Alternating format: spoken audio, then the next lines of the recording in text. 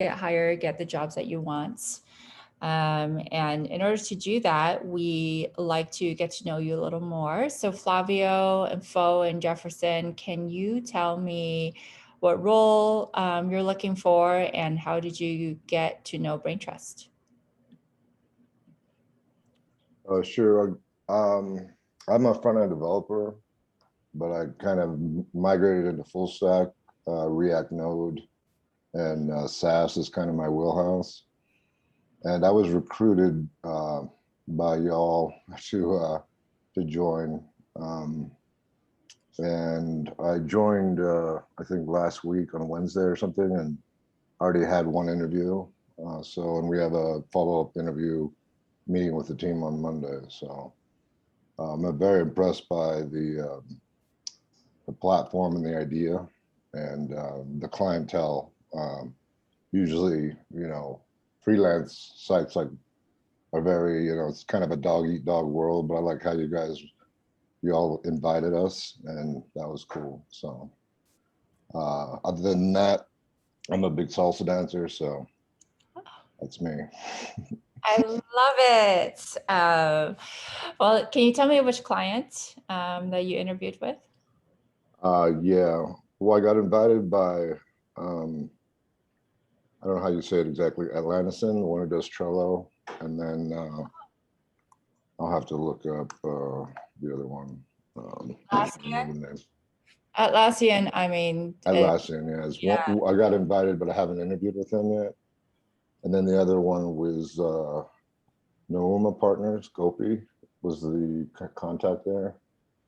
Noumena. Yep. Okay. Yeah. Great. I mean, they're both great clients. Atlassian, obviously very high profile, great opportunity, good pay. So congratulations. Let's see this one through. Get me to the next step, right? Yeah. And thank you for doing this. This is great. Of course. And Fo, nice to meet you.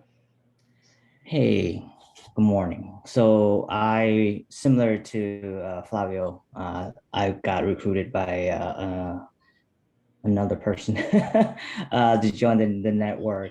And my career, I am in product management. I think I recruited about like 3-4 weeks ago. I don't remember. I don't really keep track anymore. And I think I applied to 3 contracts. I got response back from 2. One, actually 2 of them schedule interviews, and one was City, the other one were Chartbeat. The Chartbeat one, I ended up talking to the hiring manager and the CTO of the company. It didn't work out. And City, we end up getting lost in the conversation. We don't know why. The hiring manager was somebody reached out to me about a schedule. I told them that I can meet here, and then ghosted. Oh. So yeah. Did you reach out to the talent team member that's working on City to find out what happened? Not yet. So like I was basically after this is basically trying to reach out to the members, say, hey, I don't know what's going on. Yeah, so that's what we do. We want to follow up with clients for you because for us, it's all about getting people hired. Getting interviews is only one of the steps, right? So I believe Michelle is working on City. So if she's a person that you've been contacting, definitely ask her what happened and she'll have a good pulse on what's going on. If she doesn't have an answer, it's because the client hasn't told us. And sometimes, people are people, they take their time. And I don't mind like if you cancel and don't want to meet me, just like let me know. Don't ghost me. I know. That's really weird that they did that, especially if it's City. So it's good feedback. Please let Michelle know so they can talk to a client also and ask what happened. Yeah, yes, absolutely. Yeah, we want to hold people accountable on both sides. Okay. Okay, so client interview. I wrote this after interviewing probably thousands of people on Braintrust, and also talking to a lot of our clients to come up with something that's bespoke and specific for Braintrust clients. And so I think it really starts with the mindset. And just so folks know, Jefferson PM'd me to tell me his mic doesn't work, so he's here to observe. There are some mock interview questions here. Flavio and Fo, I'm going to make you do some practice with me. So the mindset starts with you can work with anyone, but you choose to work for yourself, right? You are the business. And based on the conversations I'm having with the two of you, I feel like this is pretty clear. You already know that. And how you talk and how you email and communicate represents not just your work, but your business. So with that in mind, a reminder at Braintrust, you keep 100% of your earnings. We know we work with Fortune 1000 brands, we have high growth startups, and the whole goal is to get interesting projects and good pay. For client interviews, today we're going to talk about before the interview, what to do during the interview, common interview questions from clients. We'll have a few mock interview questions and also best Zoom setups. Best Zoom setups, it should be pretty no-brainer, but sometimes, you know, we all make mistakes, so we can be better there. Before the interview. So the interview actually starts when your first message is sent. So it's the first correspondence, either it's through email or the direct message on Braintrust platform, because that's when it's your first touch point with someone. You want to always try to respond within 24 hours. The quicker you respond, the better. And the reason is because, you know, people are looking to hire right away, right? And you want to provide a calendar link, some kind of scheduling link, or 3 available slots to speak. We highly recommend a Calendly or a Mixmax, some kind of scheduling link, because we've had clients saying they'll interview the person that is easiest to schedule with, right? Because everyone's very talented. So you want to do that. Calendly, or however you say, has been worth its weight in gold to help schedule interviews, even outside of this. Oh yeah, Calendly. Do you have an account? Yeah, I bought a program. It's like $7 a month, and I just paid for it for the year because it even helps to like schedule practice or other things, dentists, you know. So everything gets put on my Google Maps. I mean, Google Calendar. Yeah, for sure. So, I mean, we like that one a lot. I use it personally. Reschedule, right? Avoid no-shows. And we say this to clients too. If you're a no-show, you know, we have a little black book and we write it down. And we only want good clients on the platform because we want everyone to be happy here, right? We're sort of equalizing the power on both sides. And then avoid no-shows, right? And prep your speaking toolbox. And this is what I mean by whenever you prepare for an interview, there are some usual suspect questions that, you know, people will ask. They will ask and phrase it differently, but they're looking for the same answers. So you want to have, what I do is I prep a Google sheet and then I just have anecdotal answers ready, and they're all in the form of storytelling. So story form answers for usual common questions. And you want to be able to swap in and out the various stories that you use depending on the skill set and the role that they're hiring for. So we'll dive deeper into this, but essentially you want to prep this toolbox into like a Google sheet so you can pull out any story you want when they ask the question. Is that something you guys already do? Yeah, I keep a slide of all the questions that have been asked in my career, and then basically say, okay, what do I need to be more concise of, or should I cut this down to a certain aspect and don't want to like linger on certain subject here and there. So that's it. It helps in certain aspect of it, but the weird thing is product management interviews are different. Let's just put it in the most minor euphemism ever. Like, you mean they vary, each one's really different than the other? It's different because a lot of organizations don't know what they were looking for in product managers. They want somebody with skill set. Like an example is Facebook, right? They want somebody who's more of a generous.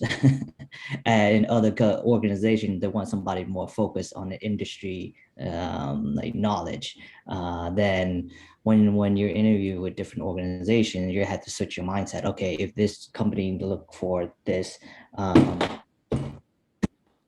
like this type of skill set, you had to change your mind, your way of thinking and your way of approach. So it's like it's more of an adaptive interview rather than like something that and you can rely on your past history. Hmm. Are you in our Discord, Pho? You're muted. I have not joined the Discord yet. Okay, so we have a product manager channel, and I actually put in some interview questions for product managers in there. Do you know Lenny's newsletter? I have not. Okay, so why don't you join our Discord? I'll send you those resources there. It's Lenny's newsletter it's like a Silicon Valley thing, but for product managers around the world, US mainly, and lots of startup based ideals. But I think it's really helpful. I was actually a product manager by training. So I'd love to be able to share that resource with you. Oh, absolutely. Send it over. Okay. Let me send you our Discord link. And then Flavio, did you have something you wanted to share there in terms of a toolbox? Yeah, so one thing is I do is I script things like for instance, I got in front of me, one thing that's really important on front end is the event loop. So I wrote something called the Event Loop Ninja, the browser. So basically I go over this like it's a script, like I'm an actor, and I just go over it and over it until it kind of becomes second nature. And then I just have it sort of to the side or behind the camera, almost like a teleprompter if I need it, because you get nervous in interviews, but yeah, they're just bullet points. You are so on point in terms of it's like acting now because you're on TV, right? It's like we're all on video, we're being recorded, and people can rewatch you. So I'm going to talk about that also. I actually started also using, not for this one, but for my interview, I use this camera, set up, and it actually looks like I'm being interviewed like on A&E or something like that. It's pretty cool. But because the problem is for a new client, they want to see your eyes. So I've gotten into a point of not looking here, but Yeah, looking at the camera. So that's you're right. That's really great. That's part of my Zoom setup section. But yeah, I mean, so what makes you stand out, right? So these are 8 things. There's so many things that make you stand out, but these are the 8 things that are more that I really distilled after talking with so many people. Number 1 is how prepared you are. So you're talking to an emotional being behind a screen, right? It's not just a hiring manager, it's a person. They want to feel like you want to be there because they're there, right? And so by showing that you know background on themselves as well as the company and the role really is baseline. So you have to be very prepared. I've had people who are great on paper and I think they know they're great on paper, and then they show up and they just seem like they're not prepared, they're not ready to talk to me, or I'm doing them a favor to talk to them. That immediately is a turnoff, right? So think of it, it's kind of like dating, right? It's like, are you excited to meet this person? Are you showing up for this person, even though you're really showing up for yourself? And then how much relevant experience. So this is in the context of how you talk, like what you say, right? A lot of people like to tell a story chronologically. Don't do that. What you want to do is tell them what they need to hear to say, have a mental check mark of, yes, this is a fit, right away, as early on as possible. If you think about an interview that's 30 minutes, you want to get them hooked within the first like 1 or 2 minutes. Like the faster, the better, because then it'll make them want to continue to hear and be engaged. So you do that by surfacing your relevant experience first. Your appearance and Zoom background. So again, you're talking to a person. Fortunately, unfortunately, they will judge you and your appearance, what you look like, how you talk, and how you present yourself, right? It is a performance. Your enthusiasm and professionalism. Freelancers sometimes have a bad rep, right? And in terms of the Braintrust client context, we have clients who have been hiring remote contractors for a long time. We have clients who just started. We have clients who don't really know what to expect, right? And our goal is to be able to blow them away with their expectations, to say, this is what Braintrust talent look like. Even though we're freelancers and we work remotely, we could act just as professional or even more so than what you expect of your full-time people in the office, right? And so we want to uphold that brand for a Braintrust approved talent. And so you're making it into a conversation instead of a Q&A. So this actually shows for, it depends, right? I don't want to say it's always like this, but to show for how senior you are, I think a good way to do that is to turn it into a chat. You know, you ask them questions, you give them just a little bit of what they want to hear, and then they want to ask you more because it's interesting conversation. A Q&A works sometimes when it's just, I suppose, very admin or technical, when they just want a straight answer, right? So it depends on the type of role you're interviewing with and what level the person is at.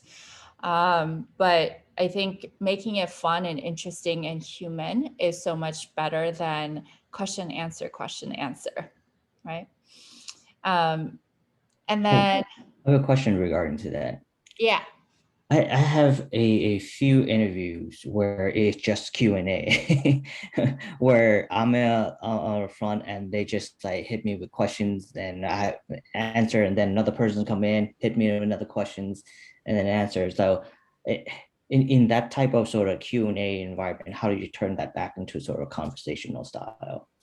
Okay, so can you give me more context? Is this in person or over Zoom?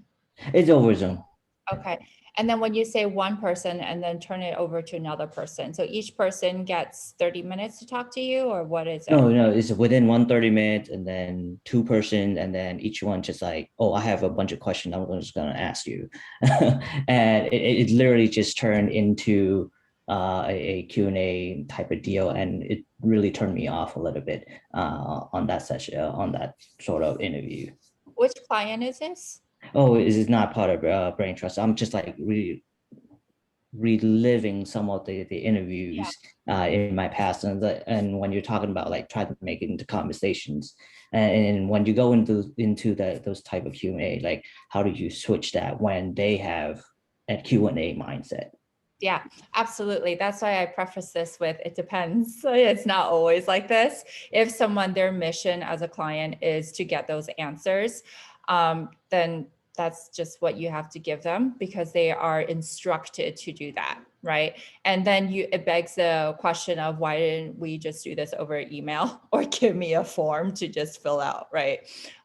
So I think one way to stand out there still is showing thoughtfulness as well as showing your enthusiasm, right? So then instead of, you could answer like a robot, or you can answer like an interesting person. And that's up to you, right? And of course, it's so nuanced. There's so many factors in there. I I can only give you the high level without being in the real situation.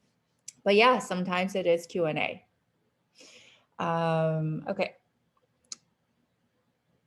So we talk about thoughtfulness. Okay. This is one specifically I'm thinking of is whenever people ask you a question, and if, let's say, first of all, you're not quite sure how to answer, or if it's kind of like a surprise question, most people, I would say 99% of people will try to answer as quick as possible and then think while they answer and sort of give a level like C grade or B grade answer, right? Instead of doing that, it's like so much better if you take 5 to 10 seconds and pause and say, hey, let me think about this, and then give an A grade answer instead of thinking and talking at the same time. This shows for the thoughtfulness and actually sets you aside. And that takes away that roboticness, right? Because it's like question, and then if you're a robot, you answer right away.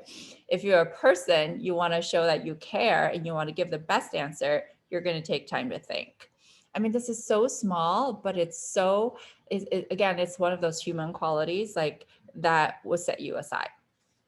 How personable you are. So of all the people who get repeat jobs on Braintrust, there are a few people I would love to introduce you if you're interested. Like Bill Peritardidis, he's in Athens. We have Jorge Garcia. He got hired 3 or 4 times on Braintrust, all Fortune 500, 1,000 clients. Alberto Santos worked with Porsche. Their commonality here is I want to be their friend. Like you talk to them on camera, it's like, oh, tell me more. You know, like you're a cool guy. Like I want you on my team. Like giving that vibe is so cool. And so, yeah, that's just something that I personally experienced and wanted to make it a point. I think your dating analogy is right on point because it is kind of a courtship in that way. Because you're going to have to spend a lot of time with these people. And they want to know, you know, oh yeah, is he going to add levity and like, you know, not only because we're all smart, or we wouldn't be here. I think, you know, Braintrust kind of weeds that out. But, yeah, the personality thing is so important. Absolutely, yeah. And then finally, using larger gestures and body language. So this is the acting piece. When you nod, right? Yeah. And when they're talking, I was doing personally like a class on negotiation. And one of them is a mirroring technique, right? To get people on the same page as your same wavelength and impact the way they think, like how you think. So you can lead the conversation, smile. And also a big one for everyone is slow down. I feel like everyone is always rushing when they talk. The internet, we're already talking over internet, we're talking over Zoom, it's fuzzy. Always want to enunciate, even if it feels like, oh, I'm talking slightly louder than I normally do, you're talking at a good volume, okay? And also you want to be, in terms of being engaging, you draw people in with your body language, right? And I think this happens more for, you know, some people where English is not their first language, it's a bit of a challenge because it's hard to be confident, to speak loud when you feel like you're not making the right pronunciations. But I give the same advice. It's fine. People understand we're from different backgrounds. If we're hiring global talent, remote talent, we understand English is not everyone's first language. But just slow down, be louder, and smile. Okay, so mini mock interviews. Abdel Adayem, nice to have you join us. I know I've spoken to you on Slack before and Discord. I'm wondering if you can turn on your video. If not, you can let me know also, that's fine. But this mini mock interview session, it should be interactive, and that's why we do these in intimate groups so that you can actually practice and get real feedback. Okay, so it sounds like we have a product manager and we have an engineer here.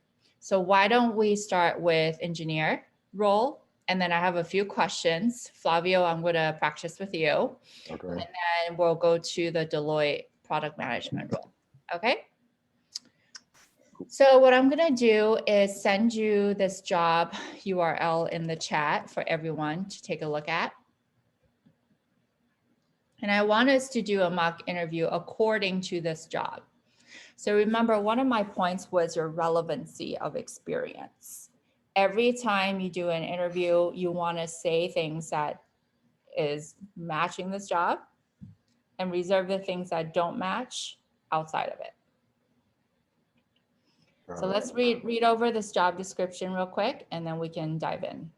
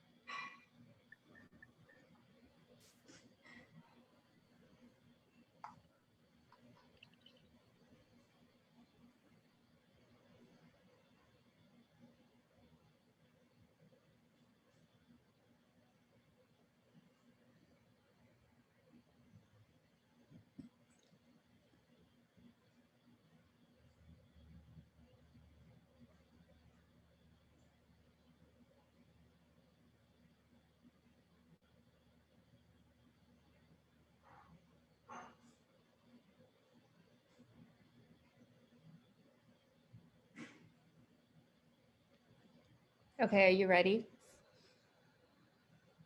Yeah. All right. First question. Nice to meet you, Flavio. Tell me about yourself. It's great to meet you too. Thank you for taking the time. Would you mind if I take notes while we talk? Sure. Okay. So my name is Flavio Espinoza. I've been doing this for about 10 years now, and mostly focused on front end using either Angular or React, but React is what I've been using for the last 5 years. And I've sort of migrated into doing full stack because to me, to me, front end has two parts. It's the front end of the front end and the back end of the front end. So all apps that I've done recently, I say for the past 5 years, have been in Node, React, and hitting third-party APIs through a data access layer, either with GraphQL or just a straight API call.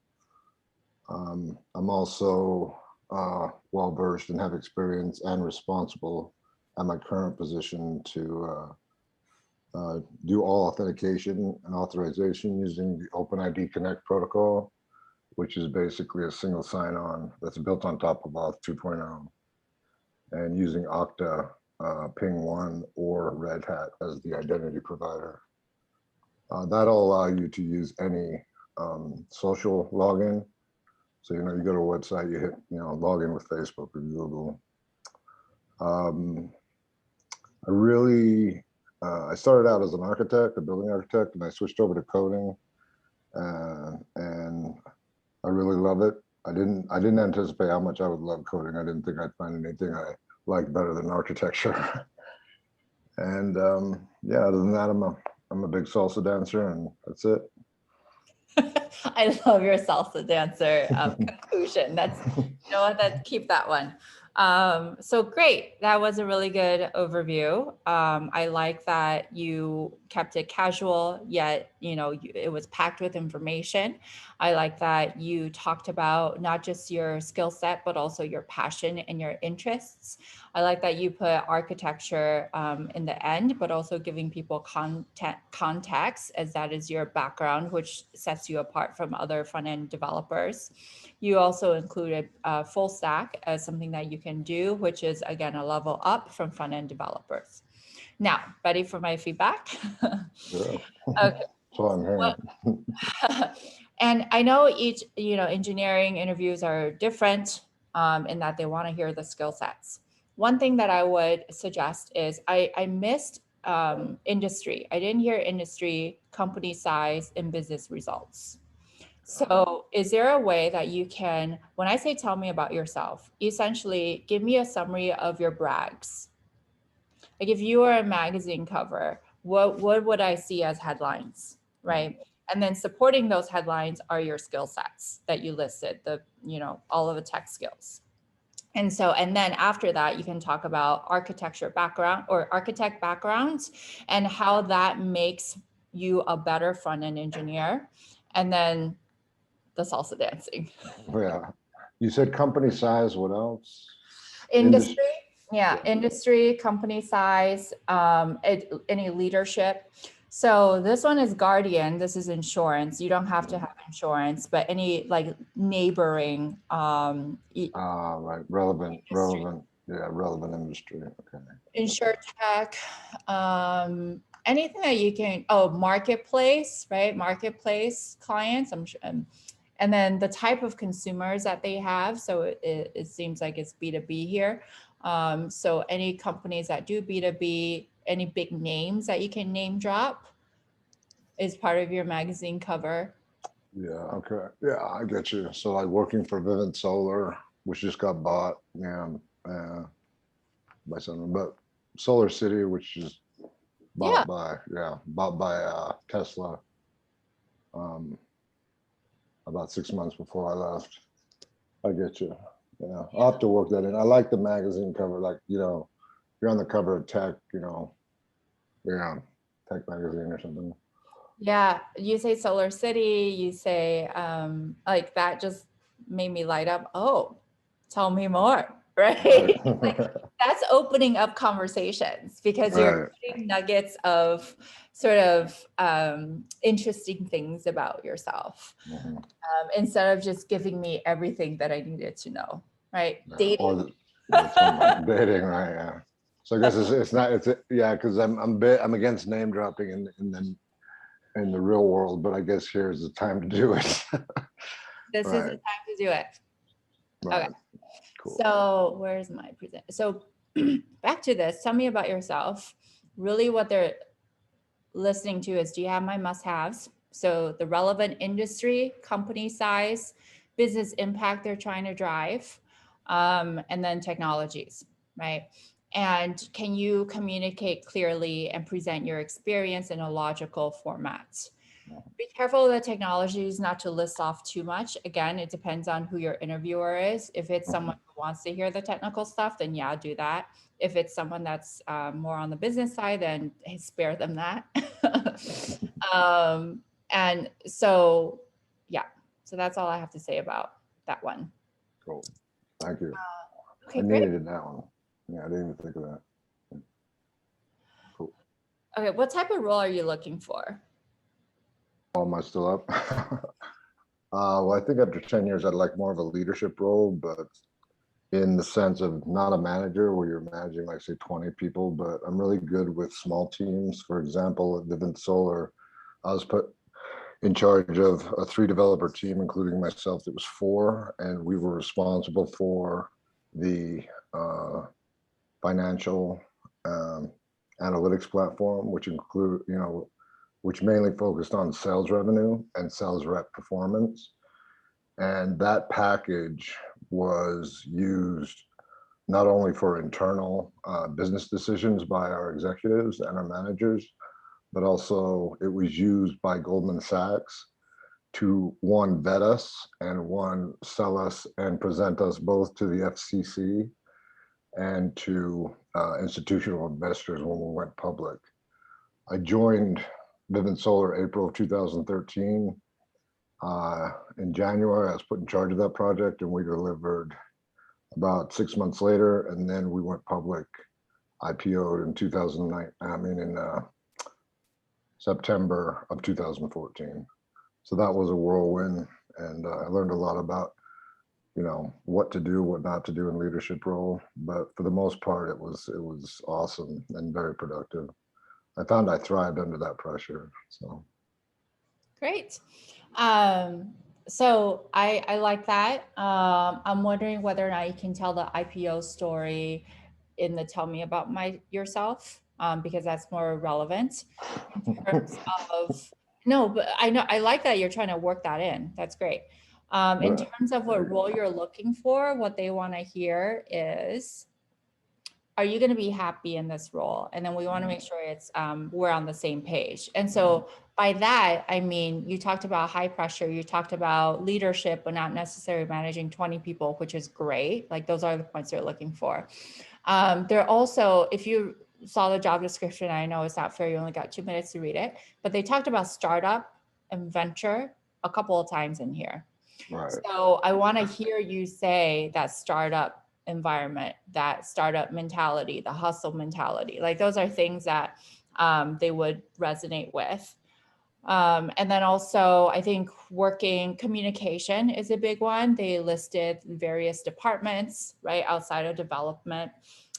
So being able to work cross-functionally and then working with end users, they said is a must-have.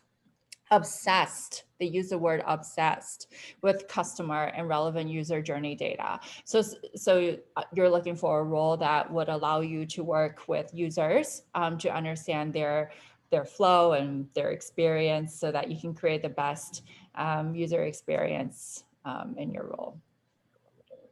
Yeah. Yes, yeah. Seems like I just got things out of order and I need to add stuff too. But yeah, I see where you're getting at. Mm-hmm. Thank you. Yeah, that really helped. Because I tell that IPO story, should have told it up front, and then. And Yeah. I have worked with a lot of stakeholders, whether they're internal end users or customer end users outside of the company, which are the paying customers. So yeah. And the IPO story, again, it's like you don't want to go too deep on one thing. You want to be able to allude to, hey, I was part of Solar City and I was the original team that went IPO. I was blah, blah, blah, blah, blah, and move on to another thing. If they're interested in that, they'll ask you, oh, tell me more. Then you go deep, right? Sure. Because you don't want to put all your eggs in one basket either. Mm-hmm. Gotcha. Okay. So Phil, you're up. I'm going to ask you about this one.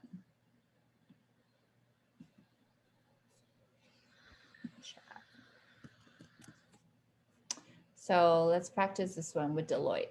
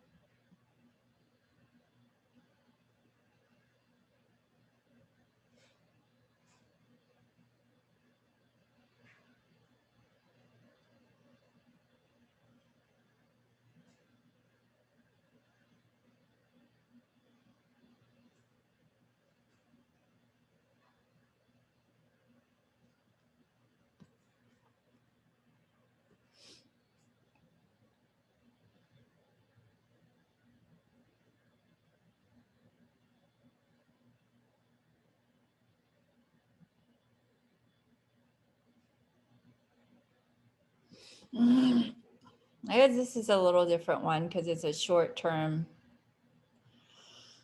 project, but we can try this one. Yeah, definitely. Okay, so tell me your professional superpower.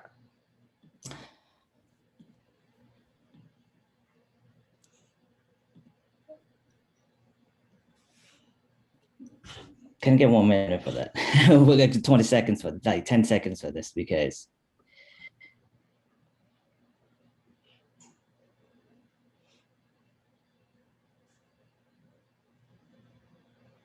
So this is one of those curveball questions that I'm talking about. Yeah. So okay. Yeah. So feel free to say, "Oh, let me think about this one." Yeah. Yeah. So I think so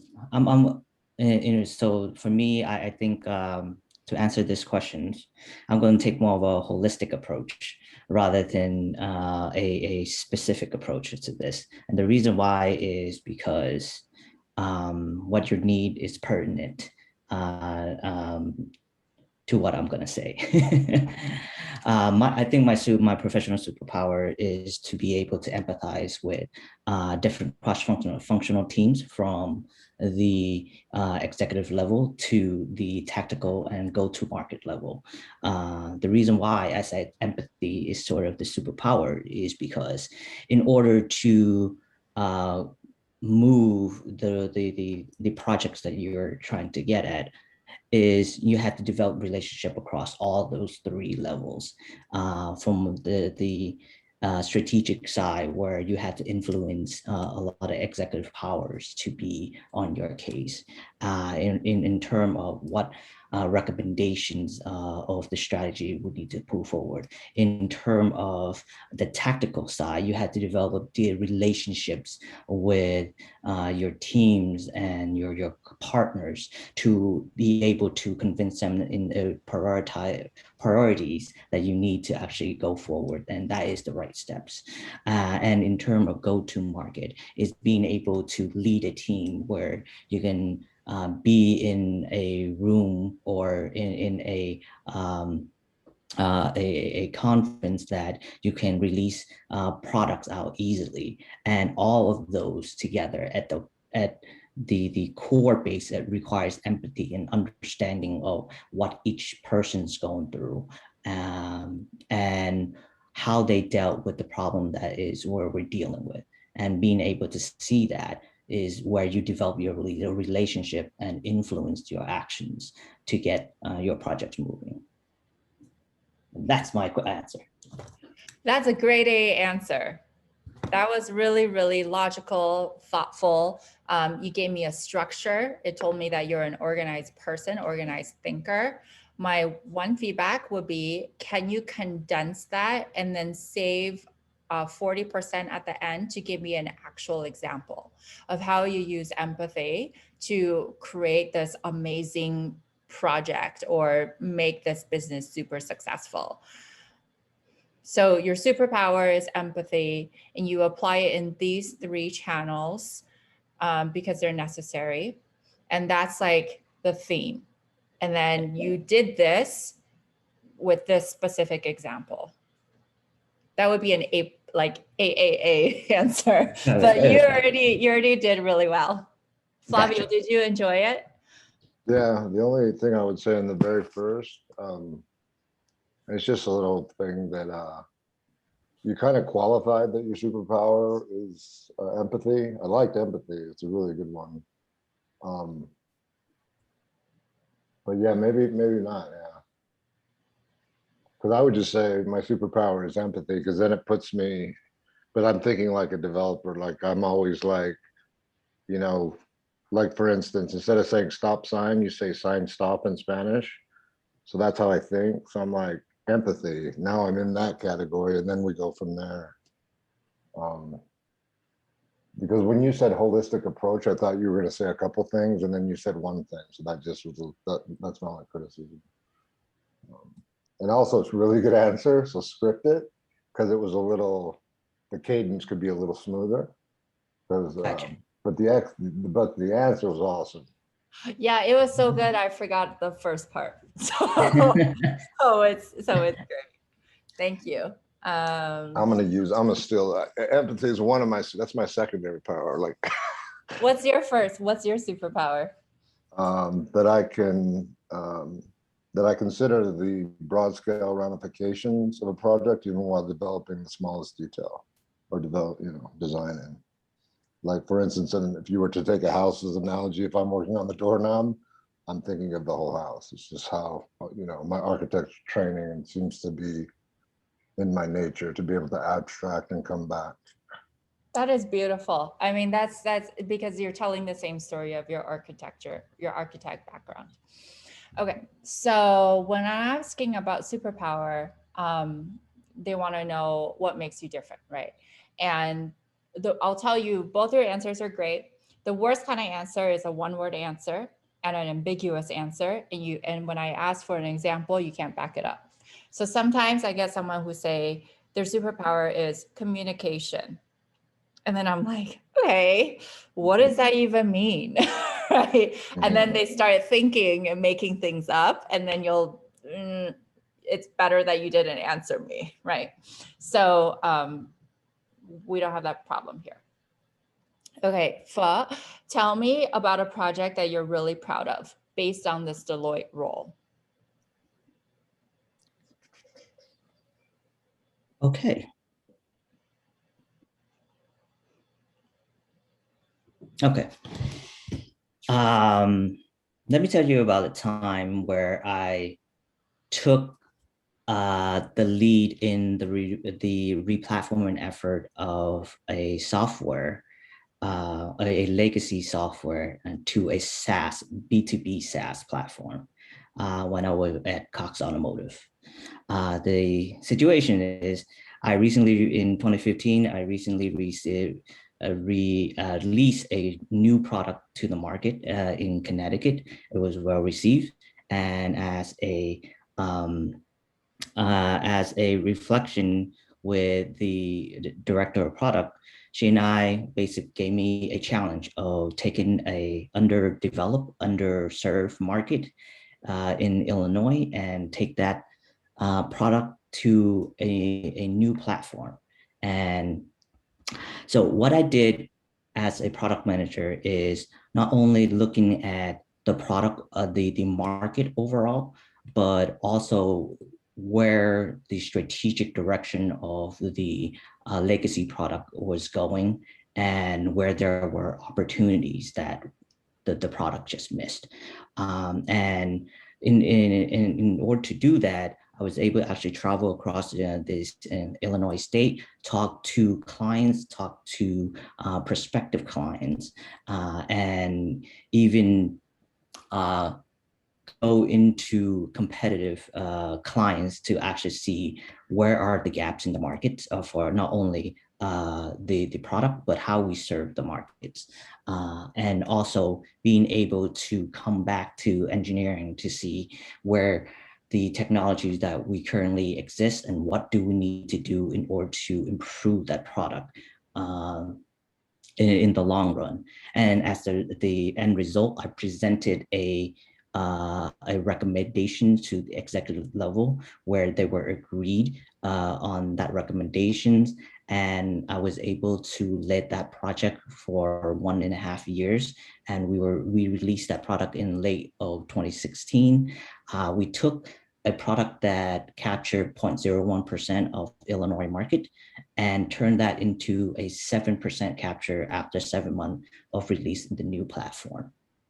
And that's one of the most proud product that I can think of at this point in time. Great. I love the storytelling format. I like that you cover, I mean, you're a PM, so you already know the formula of making sure of showing business impact. My feedback would be, and this is for you, if you want to do it, is can we make storytelling a little more succinct in the sense that you tell me, is there a summary that you can give me, a one-liner of the story that you're going to tell me up front? Number two, the challenge, like what was the problem? What was the big challenge, right? What was the building on fire, right? You sort of alluded to it, but then you didn't make me feel like it was too, like, I want to know how complex this thing was, right? Mm-hmm. How many people were involved? How many people will it impact? You said Illinois, but is it like the whole state? So we're talking about millions of people? Like, what is it that what's the scope of this? And then also who are involved. So I hear you and I hear some management team, but maybe I missed this, but who are the key players in there? Because we want to hear, like, obviously you're a team player. And then what was your role? Like, you talked about your role, which is pretty clear, but I don't know how other people supported you. So I think if you can just add some oomph into your story and make it more succinct, it would be 100%. Okay.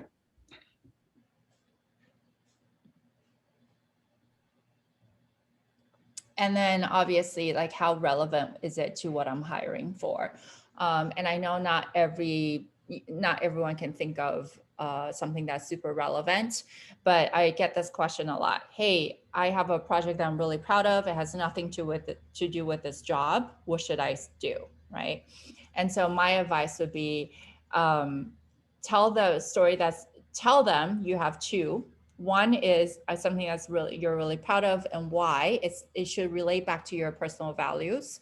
And then two, there's something that's directly related to the job and you also had a good result and what that was. So then you don't have to like always just choose between the two. We're short on time. I have a hard stop. So let's hop to the content evaluation. So was that fun? Was it good? Yeah, the feedback was great. Great. I'm so glad. Okay, so this is what people evaluate you on based on us talking to clients.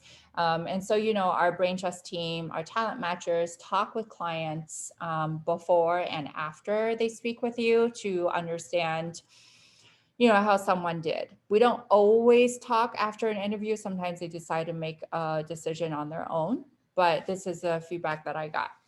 In terms of content, again, relevant skills, relevant experience is the most important thing.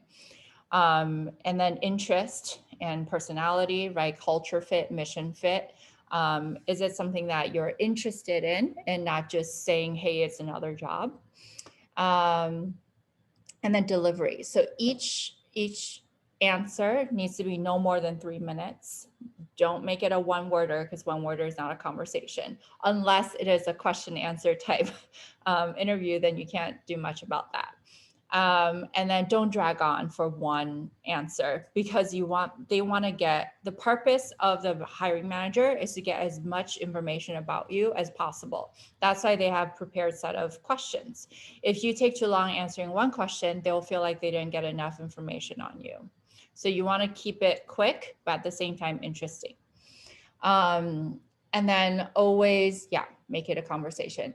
Eye contact, attitude, and then are you enjoyable to talk to? Like, are they, you know, is this a nice session? Is it like having a coffee with friend, or are you a robot? Don't be a robot. And then are you going to work well with other people on the team and demonstrating enthusiasm? I think, you know, what's even more awesome is when someone has really great skills on paper, they're also a very engaging person and humble. It's like, wow, you're really great. You know, again, back to dating, someone who is great on paper and you meet them, then they actually have a good personality. It's like, yeah, I want to pursue you, right? Okay, Zoom setup. So we'll wrap with this. I think the thing here that I want to just emphasize is make sure you don't use mobile phones. And if you use a laptop, don't like put it in your lap. We strive for being like professional Braintrust freelancers. Always have your video on. The background thing, you guys are fine. Quiet environment, dress for the role. So when we say dress for the role, I always advise like one step up from what you expect them to dress. But again, it depends on how funky the culture is or how startup-y they are. You don't want to show up in a dress shirt when they're, you know, a design funky studio. So that goes back to being prepared. I will say if we can always try to raise your camera to eye level, that would be ideal. Yeah. And Flavio, we'll work on your lighting. It sounds like when you do a real interview, you have your lighting set up better. I should have studio lights, but I didn't. No worries. Yeah. Wait, you guys have studio lights? What the heck? Yeah, they were just like, they were $100 a piece, but man, they make you look good. I mean, darn. It's just like I got, but the thing, I have a tripod and everything. I'll show you a sample of the video. It looks like I'm being interviewed like on like some murder mystery show where I was a witness. And then I saw the guy run across the thing. No, because the thing is, we are remote and they want to look at you and get a sense of who you really are, and that's really hard to do with fuzzy camera and, you know, all that stuff. Great. I might tag you on Discord and make you share there. so other people can benefit. And here I don't have my professional mic, but I do have my studio set up. I just didn't get it set up this morning because it's a hard thing to do. By the way, your background, Shirley, is fantastic. I'm like jealous of it. Our designer did it, not me. I can't take credit. Is it? It's a real background, right? It's not a green It's screen. real. Yeah, it's real. Yeah. And then avoid awkward angles. So your Zoom avatar should be your name. That's all good. Pets making appearances. Be careful of that. You guys are good here. You guys are pros. If you have questions, hit me up on Discord or send me an email. But I hope this was helpful to you. It's great. As